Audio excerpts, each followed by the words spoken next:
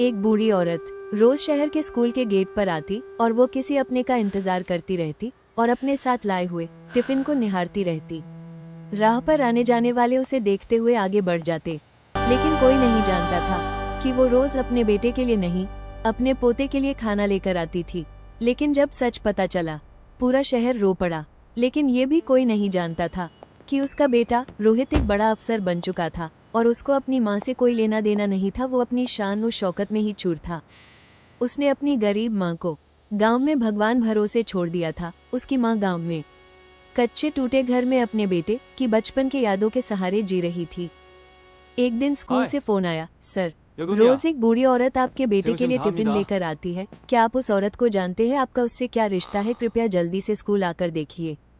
रोहित गुस्से में स्कूल अपनी बड़ी सी गाड़ी में पहुंचा और तेजी से स्कूल गेट पर आकर क्या देखता है कि सामने उसकी माँ खड़ी है। और उसे देखते ही वो गुस्से में अपनी माँ से बोला, जब मैंने तुम्हें यहाँ आने के लिए मना किया था तो तुम क्यों आए हो? तुम गांव में चैन से नहीं रह सकती थी? मेरे जीवन में बार बार क्यों आ जाती हो? माँ ने कहा, मैं तेरे बेटे के लिए टिफिन लाई थी। ये कहकर माँ फूट फूट कर रोने लगती है और कहती है कि जब मैं तेरे लिए टिफिन लाती थी तो तू कैसे टिफिन लेकर बड़े ही चाव से खाता था। बस बेटा, मैं यही सोचकर यहाँ आई थी।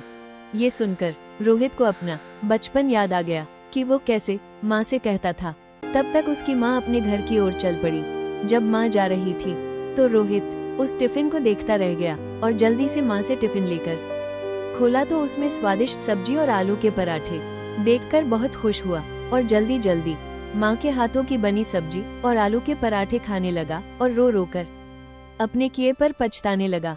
उसे सब याद आने लगा कि माँ ने कैसे उसे गरीबी में पाला था और वो उन्हें कैसे भूल गया। रो रो कर उसका बुरा हाल था। वो तो बस माँ के पास ही रहना चाह रहा था। बार बार अपनी माँ से माफी मांग रहा था हर कोई जो भीड़ में था। बेटे के बदलते स्वभाव को देखकर सबकी आंखें नम थी और माँ उसे बार बार दुआएं दे रही थी।